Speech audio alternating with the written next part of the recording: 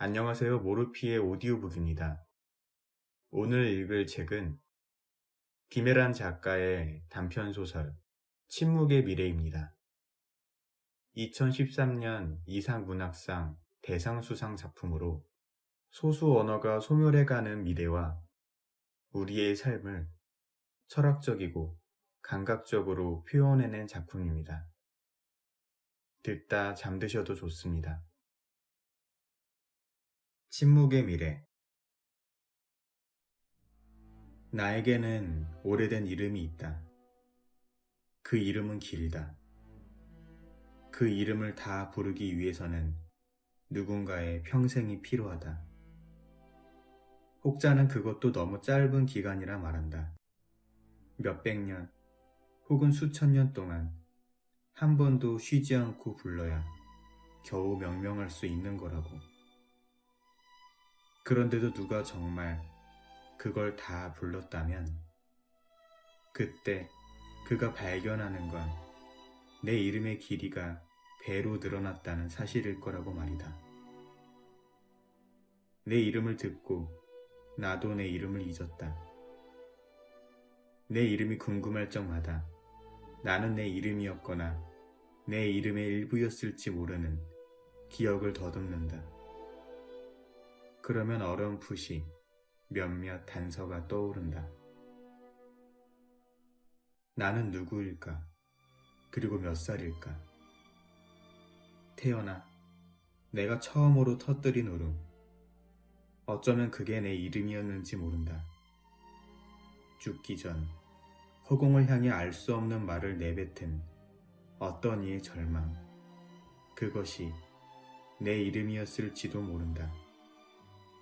복잡한 문법 안에 담긴 단순한 사랑. 그것이 내 이름이었는지 모른다.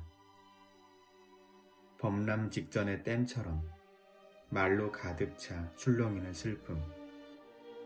그것이 내 이름이었는지도 모른다. 나는 내 이름을 못앤다. 하지만 내가 누구인지 설명할 수는 있다. 당신이 누구든 내 말은 당신네 말로 들릴 것이다.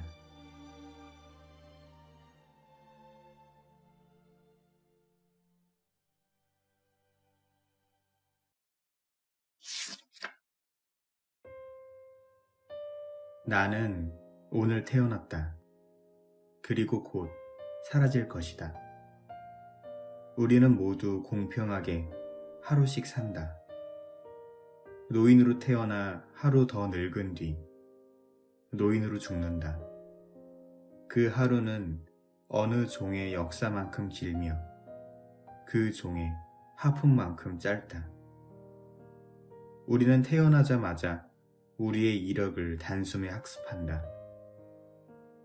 전생으로 태어나 전생으로 죽는다. 우리가 우리의 고유한 단어를 발음하면 저 멀리 심연으로부터 여러 개의 시간이 물수제비 뜬 듯 퐁퐁퐁 하고 단번에 뜀박질에 덤벼온다. 시공이 밀려온다. 아마 당신네 말도 그러할 것이다. 그것이 오래된 말이기만 하다면, 그렇다면. 나는 누구일까? 그리고 몇 명일까? 나는 이 세계에서 하나의 언어가 사라진 순간 그 말에서 빠져나온 숨결과 기운들로 이뤄진 영이다. 나는 거대한 눈이자 입, 하루치 목숨으로 태어나 잠시 동안 전생을 굽어보는 말이다. 나는 단수이자 복수, 안개처럼 하나의 덩어리인 동시에 낱낱의 입자로도 존재한다. 나는 내가 나이도록 도운 모든 것의 합, 그러나 그 합들이 스스로를 지어가며 만든 침묵의 무게다. 나는 부재의 부피, 나는 상실의 밀도, 나는 어떤 불빛이 가물대며 버티다 훅 꺼지는 순간 바라는 힘이다. 동물의 사체나 음식이 부패할 때 생기는 자발적 열이다. 나는 누구일까? 그리고 어디 살까? 나는 구름처럼 가볍고 바람처럼 분방해 시시각각 어디론가 이동한다. 그러다 나와 비슷한 것과 쉽게 결합한다. 다른 영들과 만나 몸을 섞는다. 몸을 불려 지상의 그림자를 들이운다. 그 그늘로 단어에 수의를 입힌다. 나는 시원이자 결말, 미지이자 지, 거의 모든 것인 동시에 아무것도 아닌 노래다. 나는 이런 식으로 밖에 나를 설명하지 못한다. 다른 부족의 몇몇 문법을 빌려 말한데도 마찬가지다.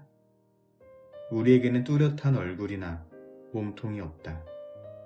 하지만 우리는 우리가 누구인지 안다. 그리고 그게 우리의 정체다. 오늘 나는 이 세상에 단 하나뿐인 언어로 이야기하다 단 하나뿐인 죽음을 맞이한 누군가를 떠났다. 그는 후두한 말기의 노인이었다. 그리고 검은 피부에 놀라울이 많지 희고 무성한 눈썹을 가지고 있었다. 그의 목을대에는 조그마한 구멍이 나 있었다. 그는 그 구멍으로 말했다. 그 작고 둥근 기관이 나의 마지막 집이었다. 물론 나는 그의 가슴이나 머리, 눈동자에도 머물렀다. 하지만 그의 호흡과 근육, 의지를 빌려 바깥을 쏟아내야 나답게 움직일 수 있었다. 이따금 오염되고 타인과의 교제에 자주 실패해야 건강해질 수 있었다. 그리고 그도 그걸 원했다. 오래전 그는 달리기를 잘하는 소년이었다. 소년의 꿈은 자신의 두 다리로 할 수 있는 한 가장 먼 데까지 가보는 거였다. 한참 뒤 그는 정말 그 일을 해냈다. 그런 꿈을 품은 지 정확히 20년이 흐른 뒤였다. 하지만 그때 그로부터 가장 멀리 떨어져 있던 곳은 며칠간 뛰고 걷고 다시 뛰길 반복해 마침내 그가 도착한 곳은 그의 고향이었다. 그는 90살의 나이로 생을 마감했다. 그리고 눈 감기 전 마지막으로 꼭 할 말이 있다는 듯 허공을 보며 가쁜 소리를 토해냈다. 하지만 그의 말을 알아듣는 이는 아무도 없었다. 그 말의 유일한 화자이자 청자가 바로 그 노인이었기 때문이다. 목에 낀 보조장치에선 연신 불안정하고 괴상한 기계음이 났다. 같은 언어권 사람이라도 고도의 집중력을 발휘해야만 알아들을 수 있는 소리였다. 그는 주파수가 잘못 잡힌 라디오처럼 연신 지지직댔다. 하지만 그 순간에도 자신이 하는 말을 전부 이해하고 있었다. 죽기 전 그는 자기 말을 알아듣는 누군가가 곁에 한 명쯤 있길 바랐다. 상대방의 나이나 성별, 직업 또는 성격 같은 것은 상관없었다. 상대가 혹 범죄자라 해도 반갑게 맞을 수 있을 것 같았다. 혼자가 아닌 누군가와 같이 하는 건 몹시 오랜만인 데다가 너무 평범하고 친근해서 눈물이 날 것 같은 모국어로 몰아 대꾸해주길 바랐다. 응, 이나, 그래, 같은 아주 간단한 말이라도, 그뿐이라도. 이 마을에는 몸이 불편한 이들이 많다. 마을 구성원 대부분이 나이를 먹은 탓이다. 그 중에는 비록 앞을 보진 못하나 누구보다 비상한 기억력을 가진 노파도 있고 어릴 적 배운 6부족의 언어로 만날 헛소리를 하는 치매 노인도 있다. 한때 샤먼이었으나 지금은 누구의 존경도 받지 못하는 중이염 환자도 있고, 도시에 나가 소비자가 되는 게 꿈이었으나 지금은 그저 어떤 꿈도 꾸지 않고 후식으로 탄산음료가 나오기만을 기다리는 전사도 있다. 이들은 모두 이 세계에 단 하나뿐인 언어를 구사하는 마지막 화자들이다. 그리고 대부분 혼자다. 이들은 이미 오래전에 자신이 쩌렁쩌렁한 모어 한복판에 우주 한가운데 버려졌다는 사실을 깨달았다. 시끌벅적한 시장에서 엄마를 잃어버리고 뒤늦게 울어봐야 소용없었다. 다 죽고 살아남은 건 오직 자기 자신과 엄청나게 아름답고 어마어마하게 정교해 혼자서는 도저히 감당이 안 되는 그 말뿐이란 걸 결국엔 받아들여야 했으니까. 이들은 깊이를 알 수 없는 어둠과 침묵 속에서 자신에게 일어난 일을 이해하려 애썼다. 하루 중 대부분의 시간을 스스로를 다독이고 설득하는 데 다 썼다. 누구든 세상에 홀로 남겨질 수 있고 마지막 화자가 될 수 있지만 하필 그게 나라는 걸. 지금도 그렇고 앞으로도 그럴 테며 그 사실은 영원히 바뀌지 않을 거라는 사실을 납득해야 했으니까.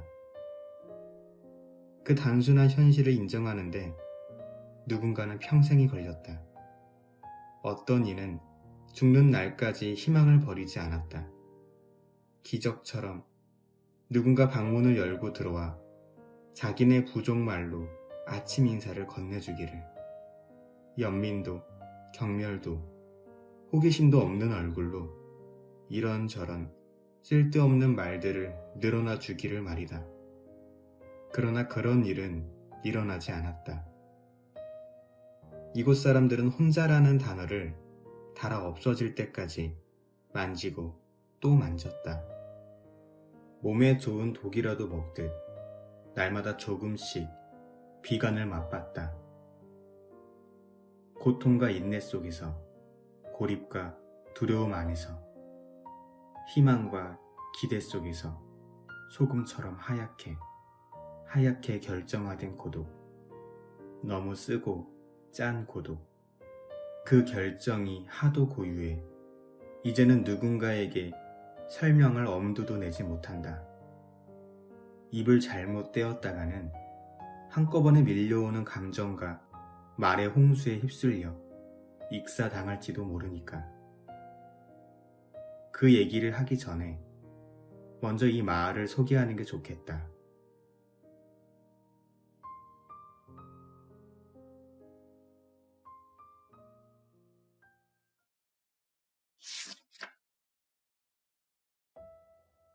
이곳은 외부와의 접촉이 제한된 특별구역이다. 이곳은 거대한 규모와 빼어난 경관을 자랑하며 기념관인 동시에 학습장, 연구소, 민속촌으로도 쓰인다. 정식 이름은 소수언어박물관. 지구상에 사라져가는 언어를 보존하고 그 가치를 알린다는 취지로 설립됐다. 박물관 부지로 선정된 곳은 중앙 사람들조차 고개를 갸웃거린 이름이 알려지지 않은 낯선 고장이었다. 붉고 메마른 땅이 끝도 없이 펼쳐진 불모지였다. 중앙에 계획이 발표되고 얼마 지나지 않아 이곳으로 온갖 중장비를 실은 차량이 흙먼지를 일으키며 몰려왔다. 그러고는 뚝딱뚝딱 30 못질을 하더니 순식간에 모든 공사를 마치고 돌아갔다.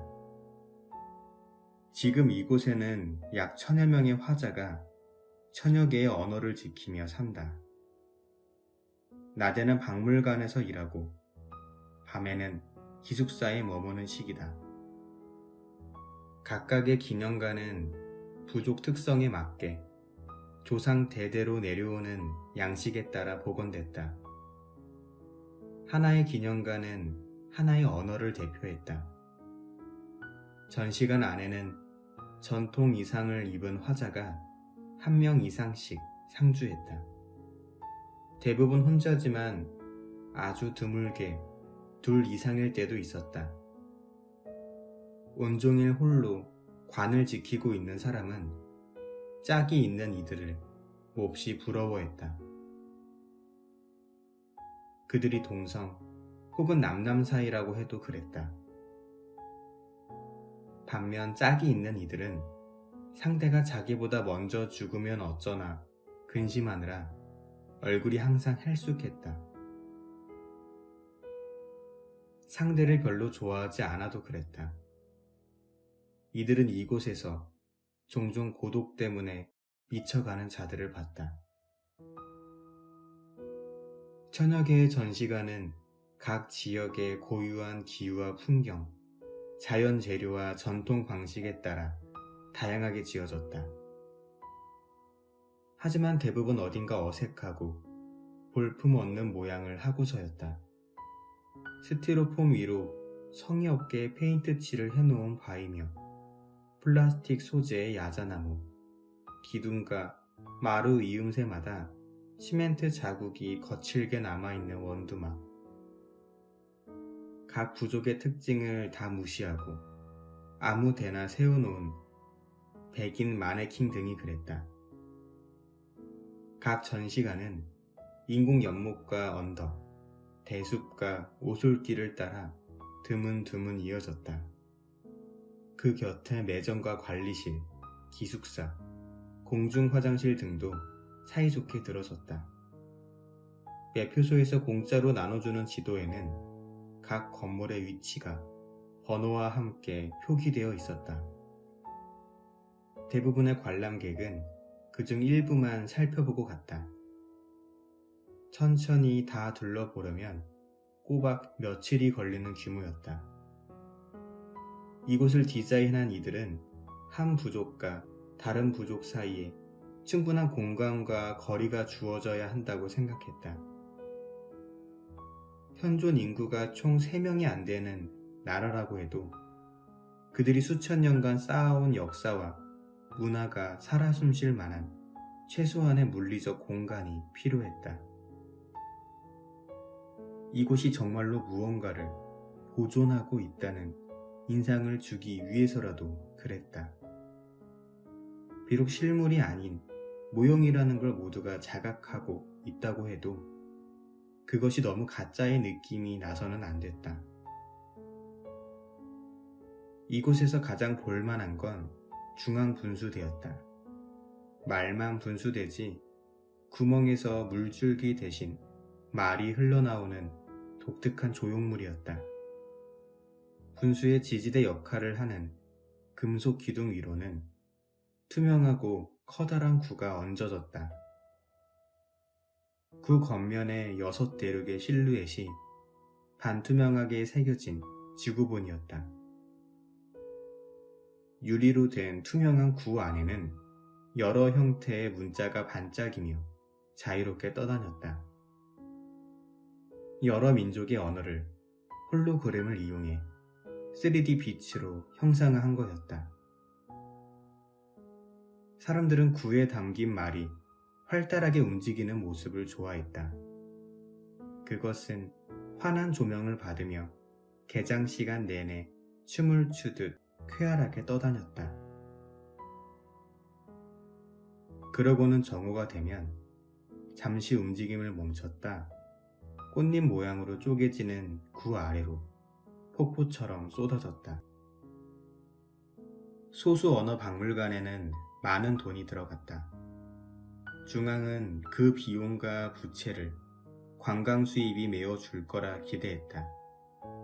하지만 이 먼 데까지 자동차도 공용 화석도 아닌 겨우 사라져가는 언어나 보자고 흙먼지를 뒤집어 쓰고 오는 이들은 많지 않았다. 여기가 동물원이거나 로봇 전시관, 하다못해 기생충 박물관이라면 또 몰랐다. 소수 언어 박물관은 만성적인 적자에 시달렸다. 기본적인 공과금은 물론이고 천여 명의 거주자를 걷어먹이는 데 필요한 경비마저 감당이 안 될 정도였다. 결국 중앙에서는 표값을 2배 올리기로 결정했다. 그러자 방문객의 숫자는 더 줄어들었다. 지금 이곳을 찾는 이는 거의 없다. 있어봤자 하루에 몇십 명이 전부다. 하지만 그 몇 안 되는 방문자를 위해 날마다 천여 명의 사람들이 일한다. 그 일이 고작 초라하기 짝이 없는 전시실에 앉아 하염없이 방문객을 기다리는 거라고 해도 이들은 묵묵히 제 자리를 지켰다. 모두가 기념 우표 같은 얼굴을 하고 하루 종일. 그리고 어쩌다 2~3명의 손님이 오면 벌떡 일어나 자신들의 모국어를 몇 마디 들려준 뒤 춤을 추고 노래를 불렀다. 전시관 한쪽에는 이들의 활자 모형과 책, 민소품 등이 전시됐다. 기하학적 무늬가 새겨진 칼이며 색색의 술이 달린 머리 장식, 식물의 줄기를 이용해 만든 바구니 등이었다. 주술과 역사와 노래가 담긴 CD는 현장에서 특별 할인가로 판매됐다. 중앙에서는 멸종위기에 처한 세계 곳곳의 언어를 보호하고 사람들에게 경각심을 일깨워주기 위해 이 단지를 세웠다. 결과는 그 반대였다. 그리고 그건 중앙에서 내심 바라는 바이기도 했다. 그들은 잊어버리기 위해 애도했다. 멸시하기 위해 지켜세웠고 죽여버리기 위해 기념했다. 어쩌면 처음부터 모두 기획된 거였는지도 몰랐다. 오늘도 이곳에선 오래된 언어 하나가 거짓말같이 사라졌다. 보름에 한 번꼴로 일어나는 일이라 이제는 놀라는 이도 없다. 그렇게 마지막 화자를 떠나 하늘로 오르게 된 존재가 나다. 나는 내 과거를 드문드문 떠올리며 저 아래 누군가 버리고 간 박물관 입장권을 굽어본다. 그것은 바람에 몸을 뒤집으며 이리저리 뒹굴고 있다. 질 나쁜 종이 위로 화려한 전통 의상을 입은 사람들이 일제히 손을 흔들며 웃고 있는 모습이 보인다. 나는 그들에게 미소로 화답한다. 그게 우리의 직업이었으니까. 웃는 것, 더 웃는 것, 무슨 일이 있더라도 웃는 것. 그리하여 영원히 절대로 죽지 않을 것처럼 구는 것.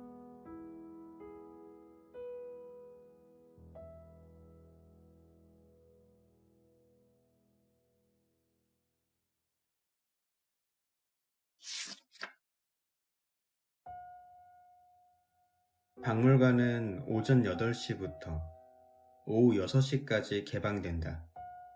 밤이 되면 박물관의 문이 잠기는 것과 동시에 단지 내 모든 불이 꺼진다. 이 무렵 마을의 풍경은 한밤중 만조에 잠긴 갯벌처럼 고요하고 캄캄하다. 기숙사는 야트막한 언덕을 경계로 단지 내 가장 깊숙한 곳에 자리한다. 그 위치는 박물관 안내 책자에도 표시되어 있지 않다. 어쩌면 이 소수 언어 박물관이라는 것 자체가 중앙의 어떤 지도에도 나와 있지 않은 지구상에 공식적으로 존재하지 않는 장소인지 모른다. 기숙사에서는 모두가 공동 규칙을 지켰다. 그 중에는 소등 시간과 취침 시간도 포함되어 있었다. 이들은 기념관에 있을 때만 자신인 척 할 뿐, 해가 지면 중앙식으로 지어진 방에서 중앙식으로 잤다. 음식도 규격화된 식판에 받아 중앙식으로 먹고, 용변도 정해진 장소에서 중앙식으로 봤다. 그렇다고 이들이 중앙인인가 하면 또 그렇지 않았다.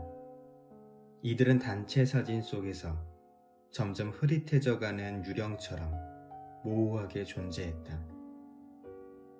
중앙에서는 이들에게 중앙 언어를 배우라고 강요하지 않았다.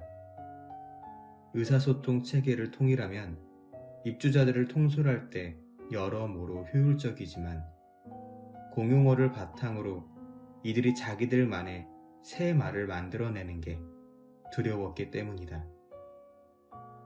관리자들은 각 언어의 고유성을 지킨다는 명분으로 타 민족끼리 말을 섞는 것을 금했다. 지금 여기 모인 사람들은 대부분 고아다. 박물관뿐 아니라 세계 어딜 가도 혼자라는 점에서 그렇다. 박물관에 들어오기 위해서는 중앙에서 정한 몇 가지 자격을 갖춰야 했다. 지구에는 많은 소수민족이 있고 그들이 쓰는 언어 역시 산지에 있으나 그렇다고 해서 누구나 이곳에 들어올 수 있는 건 아니다. 중앙에서는 해당 언어의 실제 사용자가 10명 미만인 경우에 한해 입주를 허용했다. 언론에서는 모든 입주자의 동의를 구한 거라 떠들어댔다. 하지만 이곳에 온 많은 이들이 중앙에서 말하는 동의의 정확한 뜻을 알지 못했다. 누군가는 언급결에 강제 이주를 당한 거라고 했고 누군가는 동의서 따위 구경도 못 해봤다고 했다. 말이 좋아 소집이지 수집이고 징집이며 사냥이라고까지 얘기하는 사람도 있었다. 그러나 혈기 좋게 투덜대던 이들도 이제 나이를 먹어 무거운 침묵 속에 잠긴 노인이 됐다. 마지막 화자가 됐다. 중앙에서는 해당 언어의 마지막 사용자가 죽어도 기념관을 그대로 유지한다는 방침을 세우고 있었다. 기숙사와 기념관에서는 보름에 한 번꼴로 방 하나가 비었다. 생전 화자가 앉아있던 자리는 마네킹이 대신했다. 어딘가 늘 한 치수 큰 전통 의상을 입고 서였다. 더불어 기념관 앞에는 압류 딱지 마냥 붉은색 글씨로 멸, 이란 의미의 중앙어가 쓰여졌다. 아직 죽지 않아 기념관을 지키게 된 이들의 일가는 비슷했다. 이들은 기념관 한쪽에 오독하니 앉아있다 관광객이 오면 얼른 일어나 자세를 가다듬고 몇 마디 회화를 했다. 주로 안녕하세요 라든가 제 이름은 아무개입니다. 우리 아버지가 지어줬어요. 라는 식의 간단한 인사말이었다. 반복되는 문장은 전시관마다 조금씩 달랐다. 땅의 정령이 여러분의 방문을 허락한다고 얘기하는 부족도 있고 이곳을 통과하려면 당신도 우리 조상 말로 얘기해야 한다며 가짜 엄포를 놓는 화자도 있었다. 관람객은 귀에 작은 기기를 꽂고 이들 말을 중앙말로 걸러들었다. 그러고는 가이드의 안내를 따라 형식적으로 이곳 저곳을 둘러본 뒤 가끔 무례하고 어리석은 질문을 하고 돌아갔다. 하지만 방문자들이 귀에서 그 작은 기계를 빼고 관람에만 열중하는 경우도 적지 않았다. 기념관 앞에 해당 언어에 대한 별 소개 없이 번역 불가 혹은 연구 중이라는 푯말이 붙어있는 경우가 그러했다. 그런 딱지가 붙은 기념관 속 화자들은 말 그대로 동물원에 갇힌 짐승처럼 앉아 있었다. 다른 부족보다 훨씬 어두운 얼굴을 하고서였다. 이들은 차안히 피안을 건너보는 듯한 눈으로 이쪽을 바라봤다. 그럴 때 이들은 시험관 안에 담긴 청동기 시대의 벽시 품종처럼 보였다. 단지 오래 살아남았다는 이유로 그 사실만으로 어딘가 메마르고 징그러운 인상을 주는. 관람객들은 한 손을 길게 뻗어 이들을 배경으로 자신의 얼굴이 나오도록 사진을 찍었다. 각 부족의 인사법 중에는 상대와 뺨을 비비거나 정수리나 발등에 입 맞추는 것도 있었다.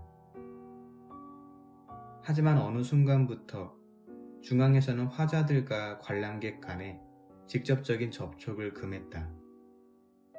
중앙이 정해준 매뉴얼대로 10년 내내 웃는 얼굴로 오늘 날씨가 참 좋군요.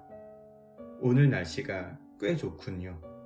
라고 얘기해온 어느 화자가 한날 충동적으로 관람객의 목덜미를 그은 적이 있어서다. 나는 이 이야기를 잘 알고 있다. 왜냐하면 그가 바로 내 마지막 화자였기 때문이다. 당시 그의 손에는 칼처럼 날카로운 물체가 쥐어져 있었다. 관리자들은 처음에 그게 뭔지 몰랐다. 하지만 자세히 살펴본 결과 그것이 그가 속한 부족의 전설과 노래가 담긴 CD라는 것을 알았다. 관람객을 공격하기 며칠 전부터 그는 그걸 반으로 쪼개 가슴에 품고 다녔다. 관람객은 목을 감싸 안은 채 쓰러졌고 바닥에 떨어진 반짝이는 CD에서는 피가 뚝뚝 흘러내렸다.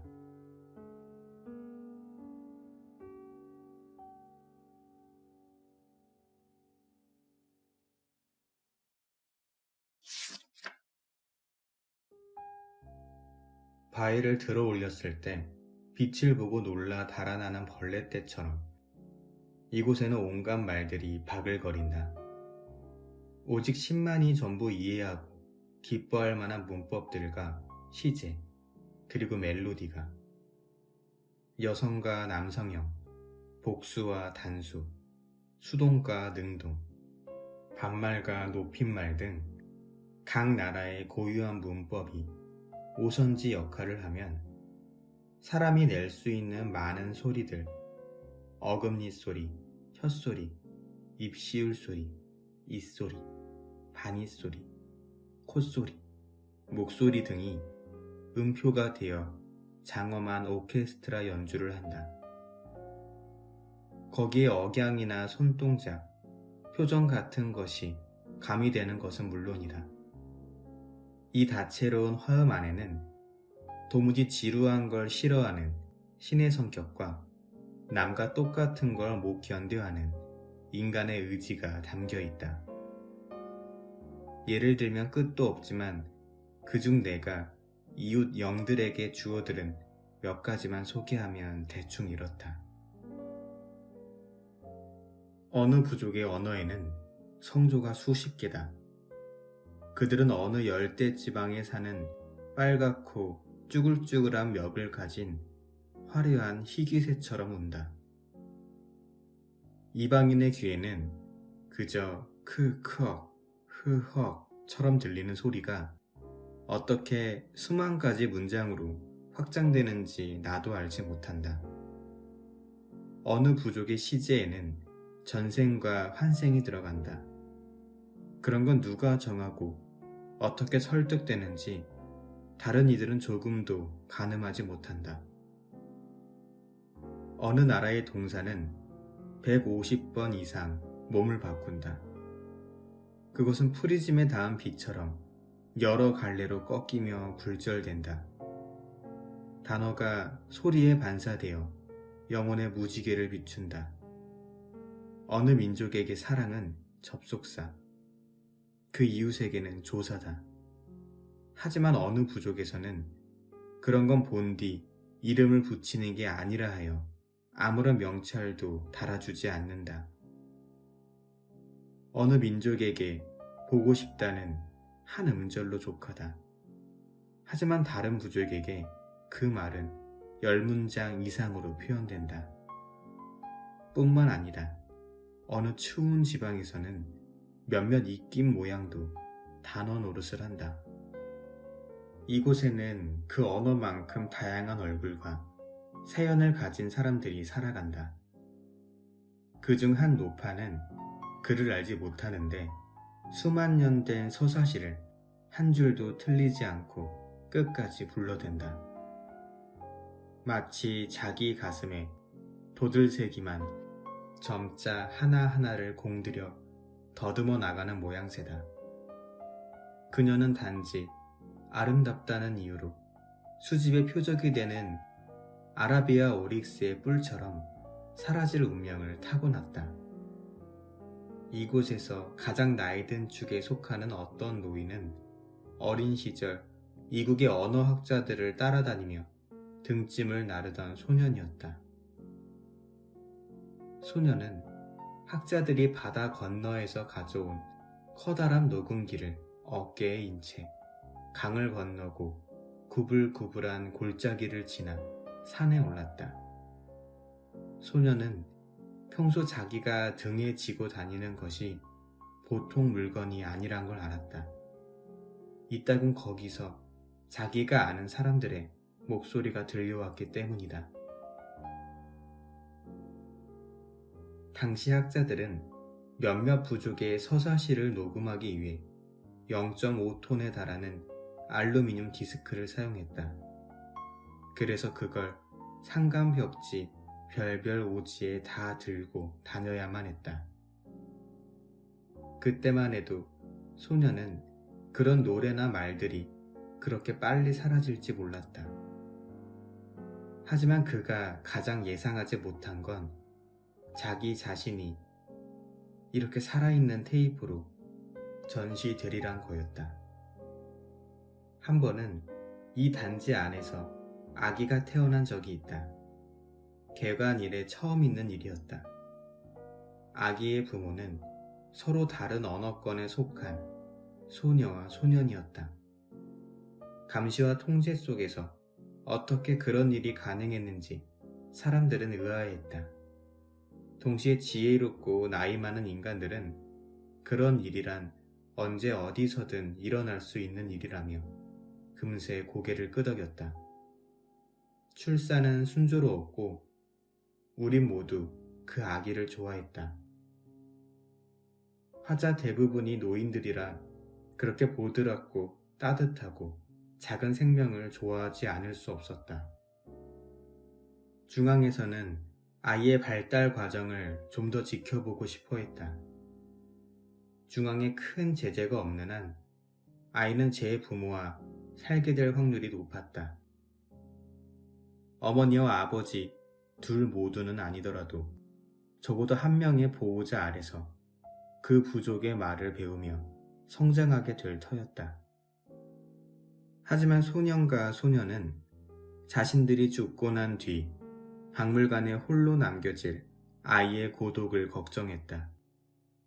다른 누구보다도 본인들이 잘 아는 크기의 고통이라 그랬다. 설사 자기 자식이 아니더라도 누구도 그렇게 살아서는 안 됐다. 결국 소년과 소녀는 아이를 내다버렸다. 중앙인처럼 커서 중앙 사람이 되라고 중앙인 차에 몰래 실어보냈다. 그들은 가슴이 몹시 아팠지만 그 정도의 괴로움은 아기가 박물관에 남을 경우 맞닥뜨리게 될 절망과 외로움에 비하면 아무것도 아니라고 생각했다. 그리고 내 화자. 어려서는 달리기를 잘했고 늙어서는 후두암에 걸린 내 화자는 한때 이 소수 언어 박물관을 탈출한 적이 있는 용감한 청년이었다. 그는 15세 이곳에 들어왔다. 어느 여름밤 이방인이 건넨 술을 먹고 잠이 들었는데 일어나 보니 여기였다고 했다. 그는 며칠 동안 지나가는 사람을 붙들고 자신의 처지를 설명했다. 하지만 그의 하소연을 들어주는 이는 없었다. 일단 그가 쓰는 언어를 이해하는 사람이 아무도 없었기 때문이다. 격분하고 저항하고 애원하고 이기소침하기를 몇 번 그는 곧 이곳에서의 삶에 적응해갔다. 물론 처음 몇 달간은 그도 약간 정신 나간 사람처럼 무기력하게 앉아 있었다. 그러다 어느 날 관람객을 향해 벌떡 일어나더니 자신조차 놀랄 만큼 유쾌한 목소리로 "안녕하세요" 라고 말했다. "만나서 반갑습니다" 라고. "오늘은 날씨가 참 좋군요" 하고. 35 생일을 맞았을 때 그는 구내식당에서 숟가락으로 통조림 바닥을 긁고 있었다. 통조림 속에 든 낯선 생선의 살점에는 중앙의 전통 향신료와 화학 조미료가 고루 버무려져 있었다. 꽃다발을 한솥 끓인 듯한 냄새에 비위가 상해 처음에는 손을 안 댄 음식이었다. 그는 손가락에 묻은 생선기름을 쪽쪽 빨며 의문스러운 눈으로 주위를 천천히 둘러보았다. 그리고 그날 저녁 박물관을 벗어나기로 결심했다. 오랫동안 품어온 계획이었다. 탈출은 태연하고 조심스럽게 이루어졌다. 그는 화자들이 기숙사로 돌아가는 대열에서 이탈해 가짜 대숲에서 옷을 갈아입은 뒤 관람객들 틈에 섞여 박물관을 유유히 빠져나갔다. 생각보다 쉽고 시시한 일이었다. 삶과 삶 비슷한 것의 경계를 넘는 일이 하도 간단해 진작 계획을 실행하지 못한 게 억울할 정도였다. 그는 자신의 두 다리와 귀동냥으로 배운 중앙어에 의지해 고향을 찾아가기 시작했다. 별을 보고 방향을 가늠하며 달리다, 걷다, 다시 뛰기를 반복했다. 뒤꿈치가 갈라지고 발톱에서 피가 나도 개의치 않았다. 고향에서 새로 꾸릴 새로운 인생을 상상하니 그 정도는 얼마든지 견딜 수 있었다. 물론 아직까지 그곳에 부족이 남아있을지는 확신할 수 없었다.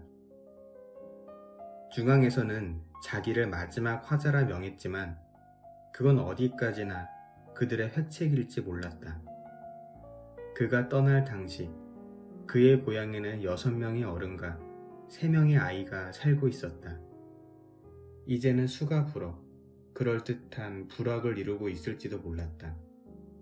하지만 한편으로 계속 불길한 예감이 드는 것은 어쩔 수 없었다. 고향과 가까워질수록 곳곳에 불타 흉흉하게 널브러진 나무들이 눈에 띄었기 때문이다.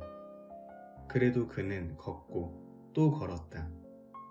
그리고 앞으로 고향 사람들을 만나 밤새 이야기할 거리를 생각했다. 정신이 혼미해졌을 땐 어릴 적 자신이 먹고 자란 아주 달고 시원하며 과즙이 가득 들어있는 열매를 떠올렸다. 그리하여 마침내 거의 몇 달 만에 갖은 고생을 한 그가 고향에 도착했을 때 협곡을 지나 산등성이를 넘고 무성한 덤불을 헤쳐 마침내 마을 입구에 다다랐을 때 그곳에는 먼지바람이 이는 황량한 평원이 끝도 없이 펼쳐져 있었다. 다 잘려 밑동만 남은 나무들이 처참하게 박혀 있었다. 그는 스스로 박물관을 떠났을 때와 똑같은 방식으로 소수 언어 박물관에 돌아왔다. 관리자는 거짓골로 온 사내를 무표정한 얼굴로 가만 바라봤다. 이런 일이 처음은 아니라는 식의 태도였다. 박물관에서는 그에게 몇 가지 형식적인 질문을 한 뒤 간단한 주의를 줬다. 그는 소독약이 섞인 물로 샤워를 하고 의료진이 처방해주는 약을 먹은 뒤 기숙사로 돌아갔다. 그러고는 며칠 동안 아주 긴 잠을 잤다. 땀을 뻘뻘 흘리고 고열에 시달리며 헛소리를 했다. 그의 몸에 이상이 온 건 그때부터였다. 침이나 음식을 삼킬 때마다 목에 자꾸 이물질이 걸린 듯하고 통증이 귀로 뻗는 느낌이 났다. 그는 고장난 라디오처럼 날마다 지지직댔다. 그러고 긴 세월이 흐른 뒤 라디오는 건전지가 다 된 듯 꺼져버렸고 그의 몸에서는 더 이상 어떤 소리도 나지 않았다. 중이염이나 후두암, 치매뿐 아니라 이곳의 화자들은 평생 마음의 병을 안고 살았다. 그것은 말을 향한 지독한 향수병이었다. 이들은 과거에 들었으면 절대 흔들리지 않았을 몇몇 밋밋하고 순한 단어 앞에서 휘청거렸다. 그래서 누군가는 자기네 말로 무심코 천도복숭아라고 말하며 울고 어떤 이는 종려나무라고 한 뒤에 가슴이 미어지는 것을 느꼈다. 뜬금없이 떠오른 곤지곤지라는 단어에 먹을 때가 뜨거워진 이가 있는가 하면 연두 또는 뽀뽀라는 낱말 앞에서 심호흡을 한 사내도 있었다. 내 마지막 화자도 그런 말들과 이별하고 싶어 얼마간 입을 굳게 닫고 살았었다. 하지만 살해당한 뒤 며칠 동안 보이지 않다. 어느 날 불쑥 강물 위로 떠오르는 시신처럼 무언의 주장처럼 굳이 입을 떼지 않아도 내면에 떠다니는 온갖 상념이 그에게 말을 걸어왔다. 그에게 모호한 호흡이고 생각이고 문신이라 갑자기 그걸 안 하고 싶어졌다고 해서 쉽게 지우거나 그만둘 수 있는 게 아니었다. 그는 말과 헤어지는데 실패했다. 그렇다고 말과 잘 사귄 것도 아니었다. 말을 안 해도 외롭고 말을 하면 더 외로운 날들이 이어졌다. 그는 자기 삶의 대부분 시간을 온통 말을 그리워하는 데 썼다.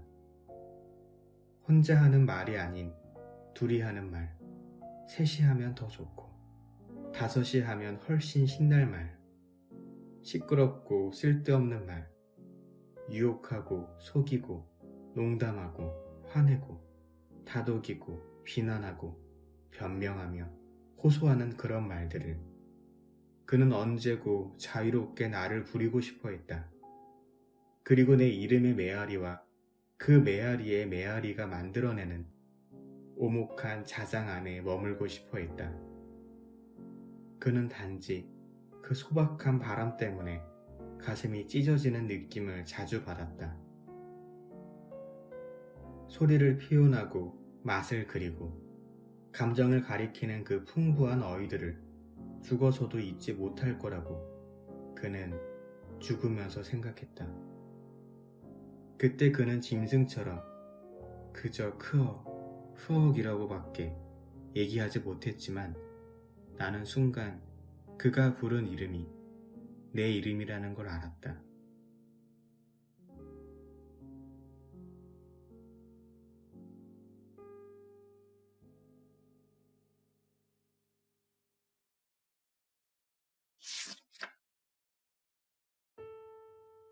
그가 숨을 거두기 전 모습이 떠오른다. 감정을 가진 로봇처럼 기계음을 내며 계속 몸을 떨던 얼굴이. 그가 계속해서 우어 흐어라고 웅얼댈 때 그것은 빙하가 무너지는 풍경과 비슷했다. 수백만 년 이상 한 자리에 태어나고 엄연하게 존재하다 우르르 한순간에 무너져 내리는 얼음의 표정과 흡사했다. 그것은 무척 고요하고 장엄하며 안타까웠지만 심지어 아무렇지 않아 보이기까지 했다. 뭐랄까, 세상에 아무 반향도 일으키지 못하는 멸망, 어색한 침몰을 목격하는 기분이었다. 그는 끝내 온전한 문장 하나를 완성시키지 못하고 숨을 거뒀다. 그가 눈을 감자 세상은 뭐라 설명할 수 없는 고요에 휩싸였다. 적어도 내가 느끼기에는 그랬다. 동시에 내 속에 이상한 그리움, 뜻밖의 욕구가 일었는데 그것은 다름 아닌 내가 태어난 장소에 가보고 싶다는 거였다. 언젠가 너무 추워 신조차도 살 수 없는 행성에 대해 들은 적이 있다. 그 별 둘레에는 지구에서 쏘아 올려진 누군가의 마지막 꿈과 비명이 메아리쳐 겹겹의 띠를 이루고 있다고 했다.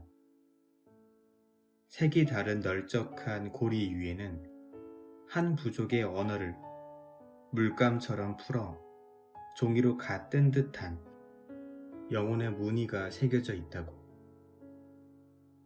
우리가 죽으면 그 속에 황색 먼지 또는 얼음 알갱이가 된다고 했다. 우리에게도 그런 미신과 전설은 있다.